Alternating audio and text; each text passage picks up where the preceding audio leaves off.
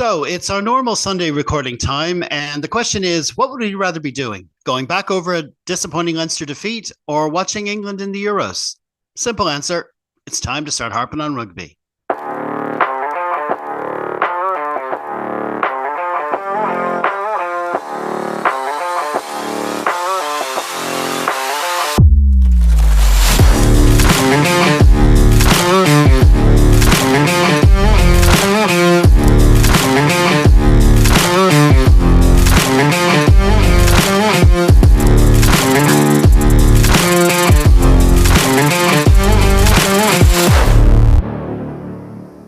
Hello, my name is Jeff Pagano, and welcome to Harpin On Rugby, where with the help of some fellow fans, I get the chance to harp on what's going on with Leinster, Ireland, and the wider rugby world. First up, joining me is someone earning cap number 56. A warm welcome back to Mr. Tom Coleman.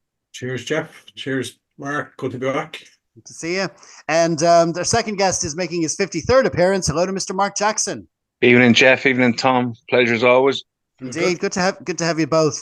Okay, well, listen, let's get on with this now. It's our feature match of the week, which was, of course, the Vodacom Bulls v Leinster in the semi-final of the 2023-24 United Rugby Championship, played on the afternoon of Saturday, June 15th at Loftus Versfeld in Pretoria.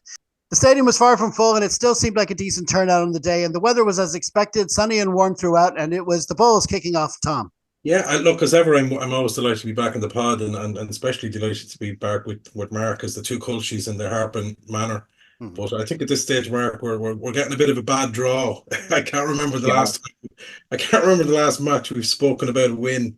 So we normally have a shitty quarter every week, but you guys keep getting the shitty matches. Yeah, we need to break our duck. This is starting to resemble a sort of talking about Meath or Westmeath GA pod. Which would be equally as depressing at the moment. I think he does. I think he does on purpose because if the Dubs lose, they'll just cry. We're used to it. Probably. But yeah, look, Jeff, as you said, the match kicked off. It was going. It was all set up to be sort of an interesting battle. We were wondering.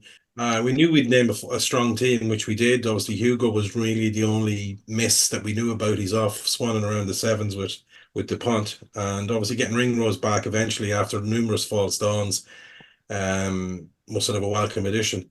But after that, I suppose looking at the first half of a whole, I rewatched it this afternoon, and the two things that really stuck out for me, one is quite obvious, I'm sure anyone that's watching the game, was just the kicking game, and I encompassed the Bulls kicking game as much as our own kicking game in that, and then the second part was just our tactics and our sort of game plan and it around the breakdown area, whether we were not at the races or trying to play with controlled energy. Either way, it didn't work off. So going to the kicking game first, analysing the Bulls versus their own, we were very it was quite obvious what we were going to do most of the time. We were trying for contestables, so that's sort of dropping it in front of the Bulls back two, back three, and Goosen and Willie LaRue, who had a great first half anyway. We were trying to kick it in front of them and bring their wingers onto it to make it a bit of a contestable. And we did that for 90% of the first half. A lot of it to no avail. It didn't give Bulls great ball either, so it was sort of I'd call it a neutral. We weren't getting gained off much, and we weren't giving away much either. But really, ultimately, when you need to score tries or score points, you need to be getting something off that to get some territory. Only once in the first half did we sort of go in a long kick, ding-dong battle, and we ended up gaining territory. I'm surprised we didn't try and turn the Bulls back two, back three, further back. We kept kicking it in front of them, so they're able to run onto it. And a lot of the times, when people look, for example, Willie LaRue's performance in the first half will stick out, and they go, wow, look at that peach of a kick, or that kick he did. He was given time and a very easy ball by us. So I just thought tactically, Leinster a bit naive and a bit, doing the same thing over and over again and getting the same results. There's an old saying about that somewhere going back a while, and that's what it seems from rewatching the game. The Bulls on the other half, looking at their kicks, they had anything from 80 and at one stage a 90-metre clearance from Creel that ended up parking us on just outside our own try line. But they had 6 or 7 crossfield kicks. I'm looking at here, 2 dinks across the top where we're trying to turn our blitz defense around. They had 3 Gary Owens. The one 50-22 that came off, the second 52 just what nearly came off. So, the difference really between what we were doing and what they were doing was sort of variance, and they were sort of pulling around our back three and testing it and trying to test the chinks in our defence. But we were just making it very easy for the Bulls, and we were very surprising just to go 10-7 down at half time, because we didn't really try and play to our strengths at all and what we're good at. So looking at the match, I didn't know if Leinster were in sort of energy conservation sort of territory in the first half, with the fear of getting sort of blown out with altitude, and maybe a worry about having to bring on subs earlier, which is an ongoing discussion all year. And what I mean by that is, I just thought Leinster were quite happy to stand in the middle of the pitch a lot of times, and why I thought we were trying to conserve energy, and don't get me wrong, this backfired completely, was just our walk around the breakdown. Besides Joe McCarthy, our counter-rucking game was non-existent. It was the sign from early on in the game that the ref, Scottish ref, Sandgrove White, was going to allow counter-rucking, and I thought that was a positive. But we never really went after the Bulls at the breakdown. They went after us and disrupted our ball. So the question I'd say, why we didn't do it, the only thing I can think is that we were thinking of what it would be like at 60, 70 minutes. I saw no reason why we shouldn't have stuck through a game and ploughed into the Bulls at the breakdown. It just looked like energy conservation. I could be wrong completely on that, but I can't really think of any other logical explanation for why we went away from that sort of game plan.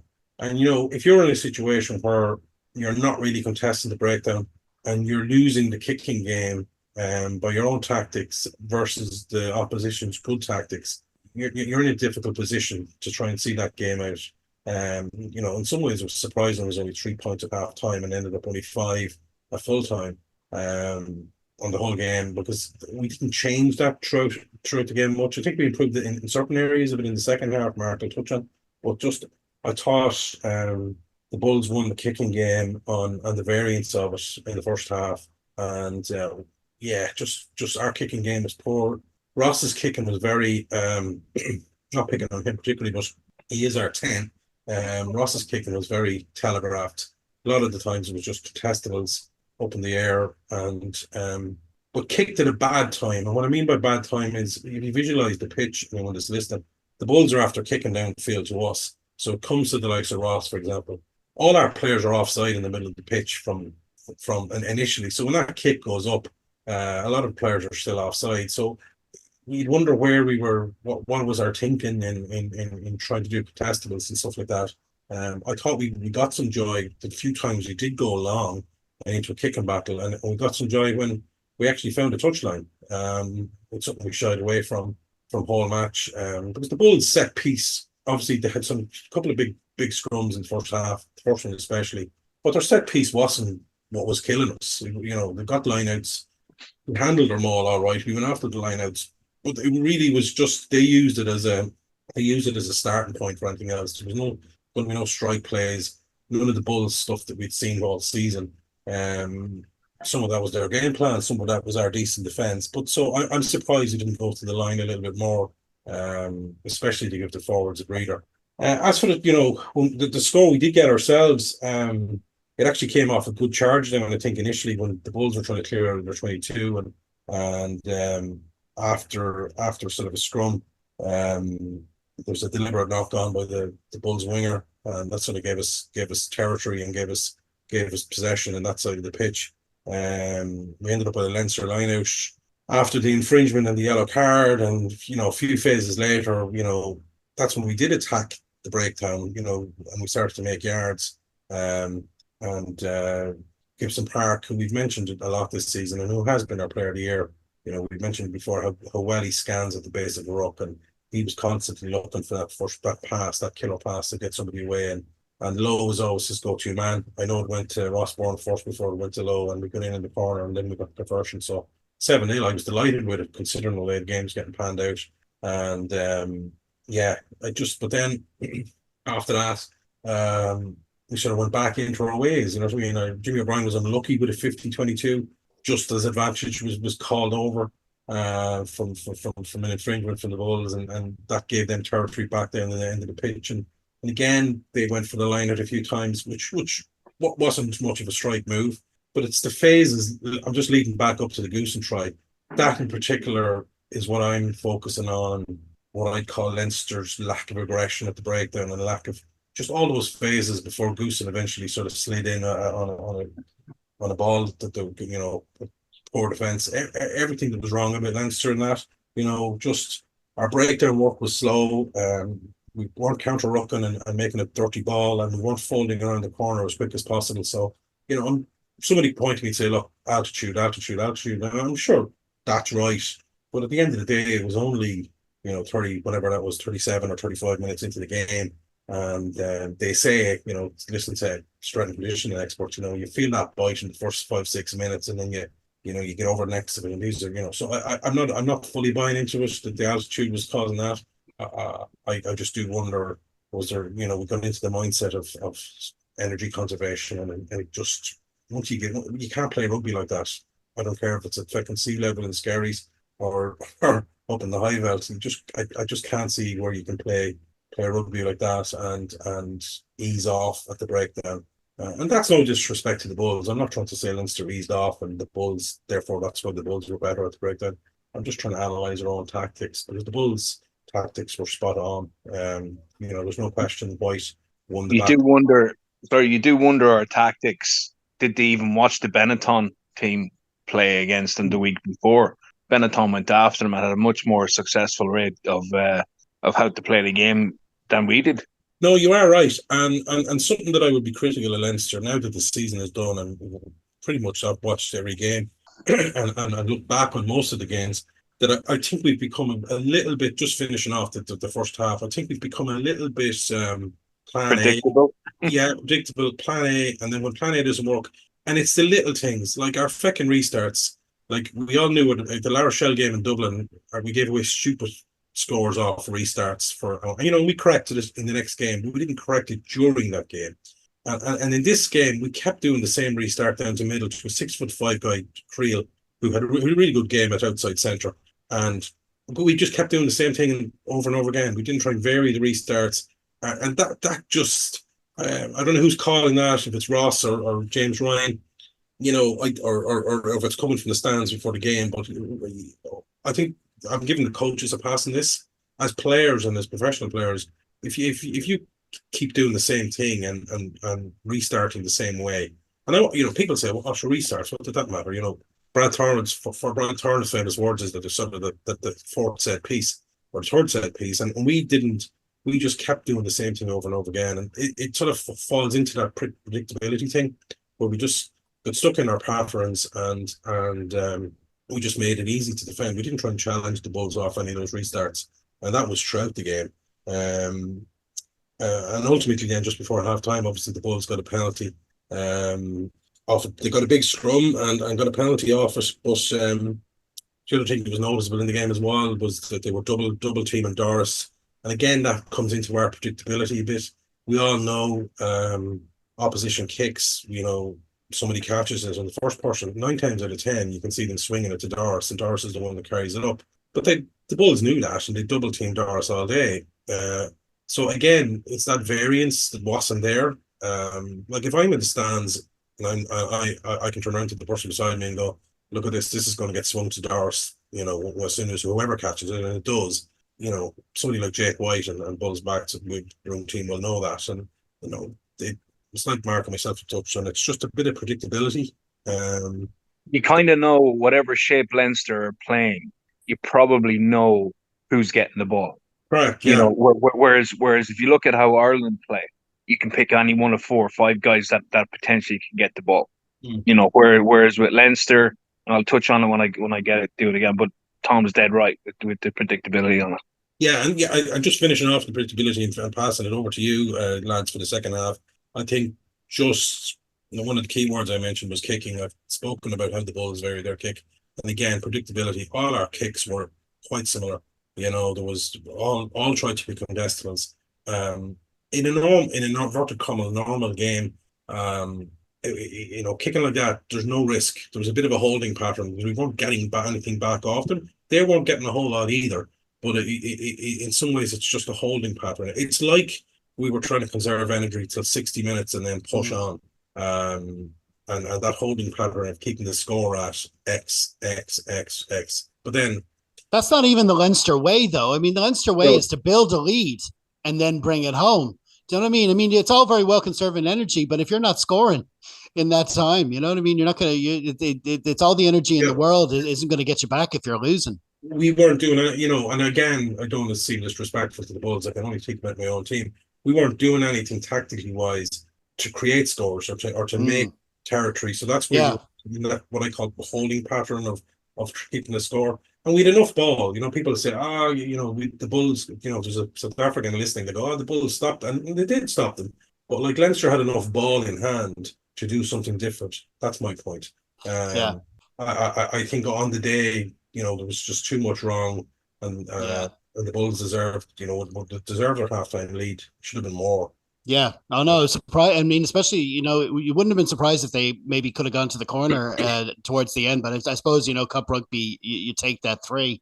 Yeah, no, from the start, you could kind of see who had the more kind of proactive approach with the ball. I mean, for the first 10, 15 minutes, I mean, Willie LaRue was effectively there out half. He was doing all the creative work. He was doing all the kick passes. He did about, I think in the whole match, he did about 4 or 5 kick passes to Elric Lowe. They just kept doing it over and over because it kept working, and they kept gaining ground on it. But and then of course we had the scrums in the first half as well. I mean, the very first scrum, we ended up with the ball. Gibson did a good move up the line, but we were under the cosh, kind of with those. What did you make of the scrums? Yeah, I think Leinster got caught on the hook on the first one. That just the Bulls got an early, you know, and fairness to them did. So after that, it wasn't too bad. There was one all right just before half time. It wasn't as bad as I thought, or it doesn't, you know, it wasn't the reason the Bulls won the game, or you know, or we lost the game. It wasn't. As I said, it wasn't the set piece. It wasn't about the lineouts. It wasn't about the scrum really. I know the odd scrum. They got one penalty off that scrum to win, but it was, you know, ultimately it was the kicking. The best way I can sum it up is every time the Bulls kicked, they were trying to make something happen in a positive sense. And every time we kicked, it was like we were just trying to be neutral about it and, you know, not necessarily create something. We were sort of hoping for something to happen off a knock-on, off a non-running, you know, from a contestable. So, but they were constantly probing to try and make something of their kicks, where we were very predictable and quite conservative in the way we were kicking. Yeah, and it was funny because the way the scoring went, it was almost a bit similar to last week in that against Ulster, because there was still no score coming up to the end of the first quarter, and we ended up scoring first, and but the thing is that 50-22 that LaRue did. You were talking about our kicking, that we were a bit short in our kicking. Obviously, they're more used to kicking. I was wondering maybe if we took a bit off ours, afraid that we'd overkick or something. I don't know, but his was perfect. There's just a question now. I don't want to diss Gibson Park. He played really well on the day. Just that particular 150-22 that ended up being costly. It put them in position to score their try. Was his positioning wrong there? I noticed that he's pushed up a bit. And should he have been guarding back, or was it just a case of there was like transition ball and he just spotted the gap quickly and we just didn't react quick enough? I think. Yeah, sorry, Mark, you jump in there. I think the back 3 need to take more responsibility there. You can't be relying on your scrum half to be covering all the time. You know, it's just Gibson Park is such a good cover defender as well. You know, if he's not in position for a 50-22, you want to go in 1, where's the fullback, 2, where's the right wing. You know, and we always seem to be scrambling for their length kicks, whereas when we kick to them, as Tom said, tactically we weren't kicking long enough and we weren't kicking to space enough, because we always seem to find, and listen, Willie LaRue is a world-class fullback as well as being a world-class rugby player in general. We always found a man rather than, you know, coach and hat on, find grass. You know, and, you know, we didn't. Yeah. We just didn't execute. Yeah, absolutely. Okay, so that left the halftime score at 10-7 to the Bulls. And like you said, we were probably a bit lucky to be that close. But with the scores that tight, from Munster's point of view, we really needed one of our trademark flying starts the second half. But I really don't think those championship minutes could have gone more in the other direction for us, Mark. No, it's second half was a game of three different tries, really, two for them, one for us, and both the bookends of the second half were Mr. Petersen's kick chasing ability and great try. You know, the first one I'm going to put down to them being on the ball and accuracy and great kick chasing, great finish, and then the one at the end. I think we could have avoided it, to be honest with you. But we were all clutching at straws a little bit, going, was he offside on the last one? And it's just great timing. It's just great timing, 100% onside. They do that all the time. That's practice. That's not just off the cuff. That's practice. It's great timing. And they didn't miss Curtly Lee Aronsa at all. Petersen had a cracking game on the right wing. He was constantly in J-Lo's face. I thought J-Lo had a great game as well. Actually, both their right wing and our left wing were both two of the better players in the game. Second half, there's a lot more ball in hand, and I just thought we were predictable. To go back to it again, I don't want to sound like a broken record, but you kind of knew when it was being pulled out the back, and you kind of knew when we were carrying, and I just think it's easily defended. Again, we don't want to sound like a broken record and just put a lot of it on Ross. But whenever Ross catches it, he's not a running threat. Two things happen. He either stands and slings it wide, or if he's standing at first receiver, he's probably going to pop it inside. And it worked a couple of times on the inside pops. We made some yards there. Thought Doris had an excellent game, considering how often he carries for us, and he was targeted, double hits a lot. He still made some serious yards. He did a lot of hard yards, the old cliche. But he was let down probably by a few of his other teammates up front that didn't really do a similar job. I thought Ryan Baird had a very odd game. I thought he looked out of puff. Considering he's such an athlete, he looked, I don't ever want to call a rugby player lazy in terms of that, but he just looked short of a gallop. It took Joe a while to get into it. I don't remember too much from James Ryan, to be honest with you. Our front row tried manfully again. But they were under pressure in the scrum. And unlike 2 years ago when we lost, they targeted our line out. Our line out was okay, as again, it was just a simple restart, but our restarts really need work. This is, for me, it's the second most important set piece of the game. I'm going to have to be honest with you, there's not that many scrums in the game anymore. Very rarely does a scrum determine the outcome of a game. But even if you look, if anybody gets to watch the Blues beating the Brumbies on Saturday morning, you're going to see a prime example where both teams profited from serious amounts of mistakes at restarts that allow you entry into the 22 very cheaply. And I know we had one real howler on our own ball, but that's probably the third or fourth game this year where we've really messed up at the restarts, and it just gives cheap entry into our 22. And the Bulls are a bloody good side, but the second half wasn't really determined by kicks. It was determined by, because we held the ball more, how more aggressive they were at the breakdown. And we can talk about the referees all we like. But again, we didn't play the referee. We didn't flood breakdowns. They did. We didn't attack off our feet like we usually do. People always take umbrage with Leinster at the breakdown, and we looked soft at the breakdown. They attacked us there, and they attacked us both individually and in numbers, and that's where they won the game, not only from their kicking game, but the breakdowns again. And unfortunately, it's a similar story to the Toulouse game. Ironically, one of our most aggressive tacklers was Ringrose, and he's just back from a shoulder injury. The guy was flying around as if that was his last rugby match, and he's like, yeah, I don't care if I need another shoulder operation. He was a leader. He led from the front there, and he didn't do too much in attack, but my God, in defence, he put his body on the line.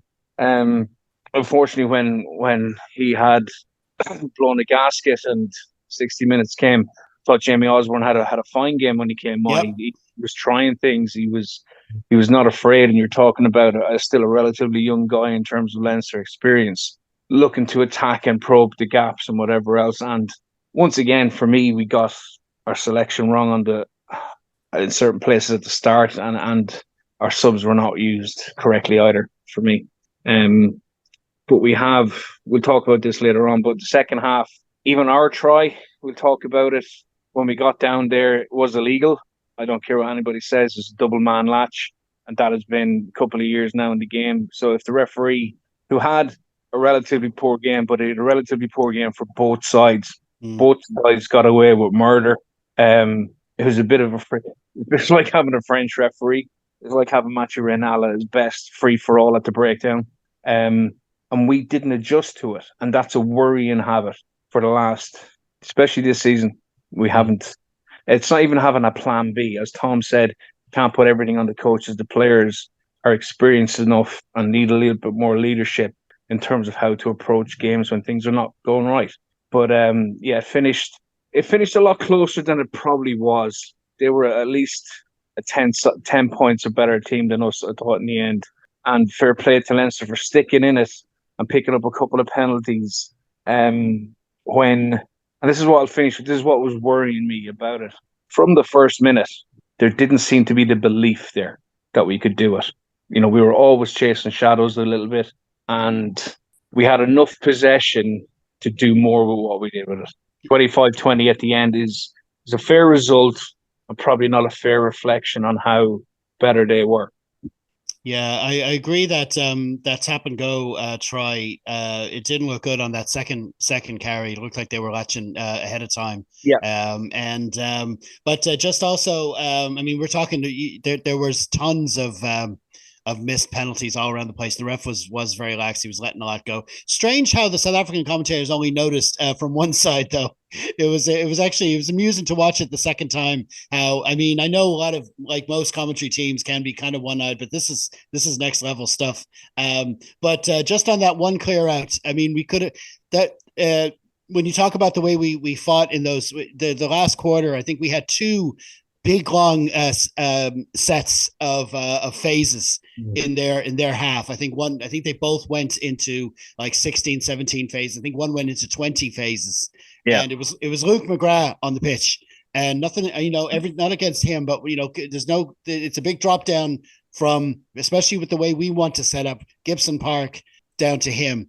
And we could have done with him. And there was that one clear out that's kind of doing the rounds online. And again, just to be clear, we're not bashing the ref. We're not saying this one incident contributed to the whole game. We all agree the Bulls deserve to win. But why don't we talk about this for a minute? What did you think of that clear out? Yeah. Listen, it was a clear out. And this is something that you need to go back to. There's no such thing legally in rugby as a clear out. It's called rucking. Regardless of being able to use your boots or not anymore, it's still called a ruck. When I first started playing the game, it has to be a ruck for you to be able to do rucking. Yeah, his Gibson Park's hands were on the floor.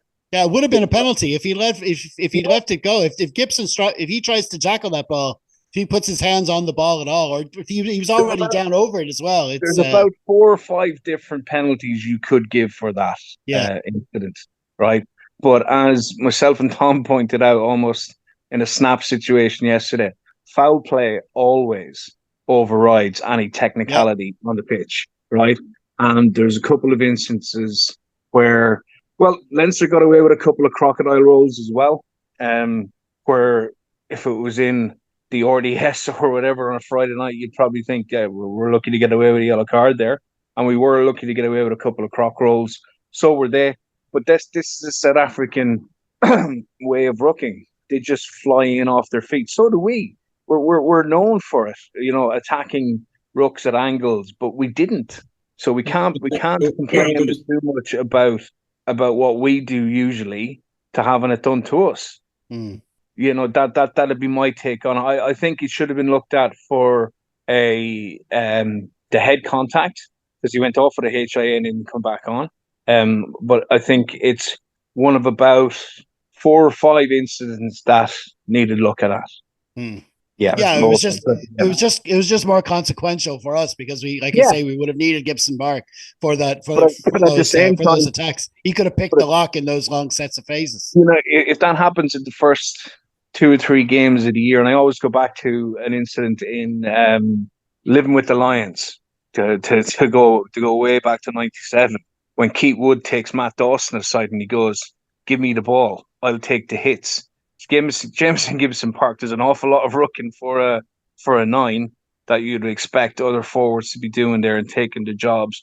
We're big old ugly things for a reason, you know.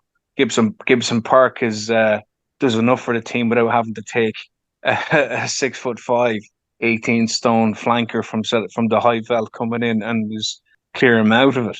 You know, he's I think some of our forwards need to look at themselves this week and think, why is my nine getting absolutely whacked at a ruck when I'm nowhere to be seen? You're absolutely right. If you look at the time Gibson Park was on the pitch, he was involved in a few rucks, and Yep.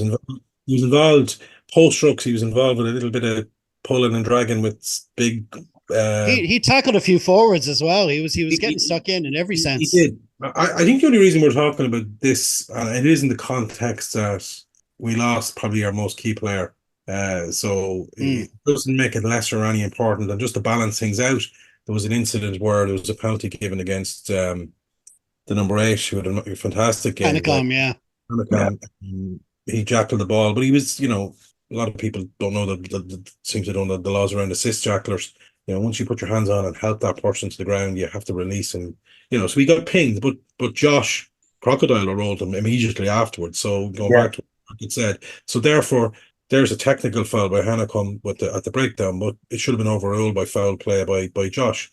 Very much like if it is hands on the floor by Jemison and the big prop come in and leads, you know, what looks like no arms whatsoever. And should have been looked at. That would have been overruled. Even if I just say it was a penalty, don't want to get into the realms of reds and yellows. That's games in the past. But a penalty. But I think the big consequence was Gibson Park was gone, and he's such a key player to us. You already mentioned he sweeps around in defence. I know you highlighted that particular incident, but he does sweep around in inner defence in front of the back three as an extra sort of sweeper, and just there's a huge amount of his game. Everybody, you know, thinks about him. His play around the rucks, which is obviously important, but he does. We've mentioned other facets of the game in the last 3 minutes of what he does. So it was a big loss for him going off, and he would have made a difference. You know, he would have made a difference for us. I'm not saying necessarily the game would have ended up any different, and as we all three of us have said, the Bulls were deserved winners. And just finishing off, I think Mark's right. I hate using the word passengers because here I am sitting on my arse and you know, running around the Highveld and trying to tackle 20-stone fucking Afrikaners. I'm you know somebody should tell me to fuck off. Excuse my French. But I thought James Ryan, I thought Andrew Porter had his quietest game. You know, he was just again that lack of aggression. So Ryan Baird, obviously we mentioned for different reasons.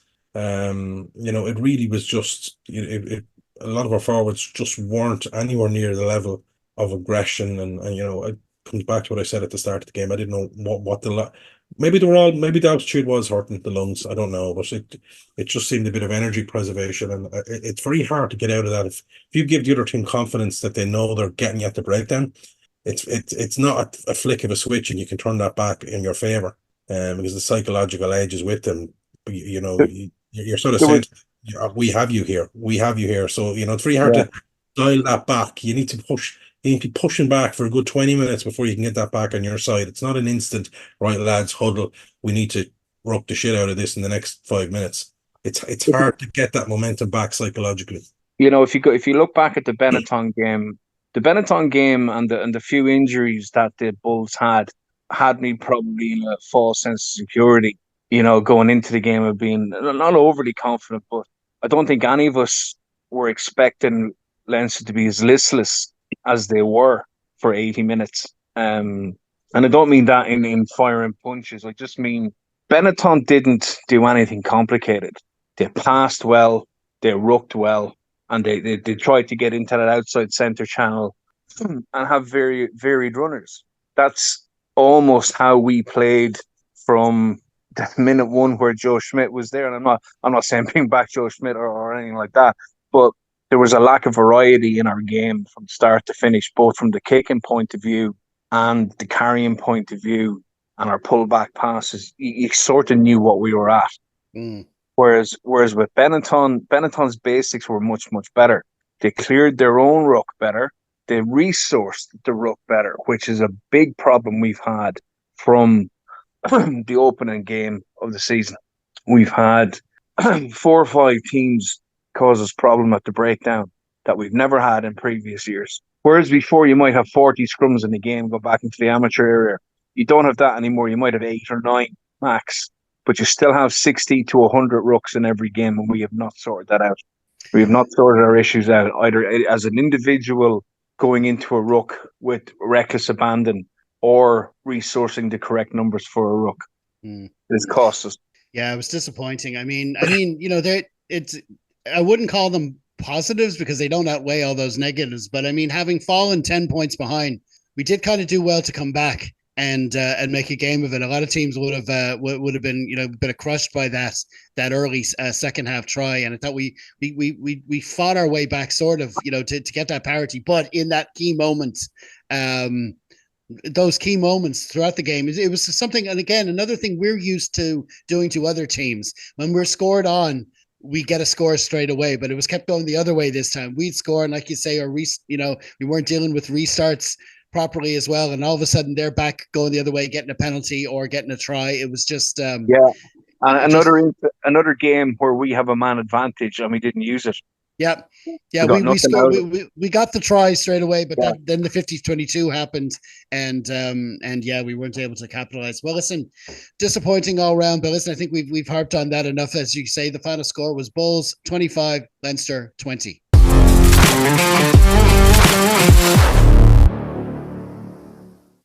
Well, before we return to the pod, first, a little reminder of all the different places you'll find us in the rugby sphere. First of all, we have a radio slot every Friday after the 5 o'clock news on Dublin South 93.9 FM.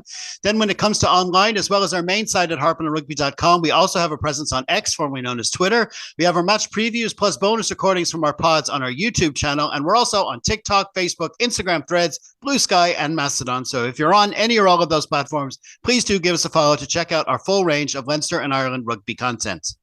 So that result, on top of Munster's loss in the other semi-final, puts an end to the province's involvement in domestic rugby this season, setting up the URC Grand Final next weekend back at Loftus Versfeld between the Bulls and the Glasgow Warriors.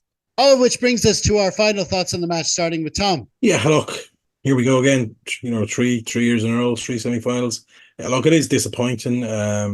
It just seems since the end of the Six Nations, we've just not quite got our selection right, and not just quite. We haven't won away since the Zebra game. I know we've the South Africa tour in the middle of that, but we'd away to Ulster as well, and obviously inverted commas away to Toulouse.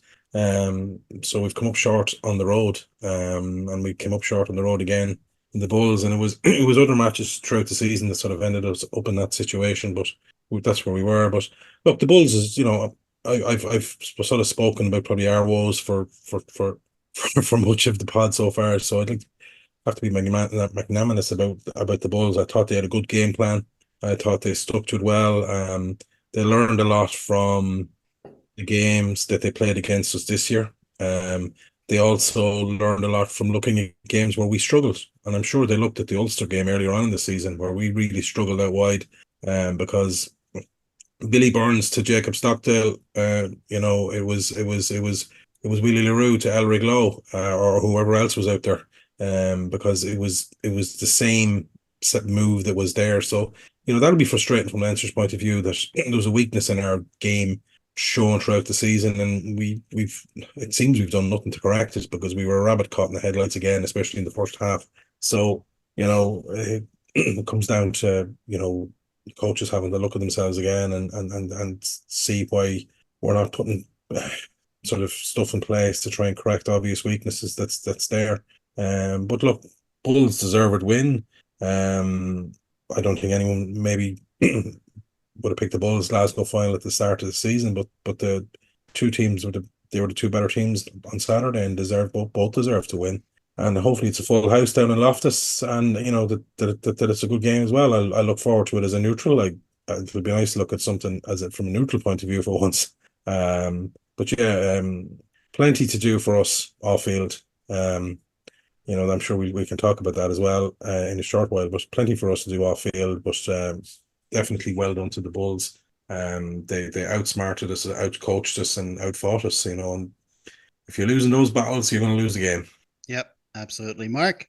Yeah, just reiterate what Tom said there. Better team won both semi-finals. And the problems I have are not that we make mistakes.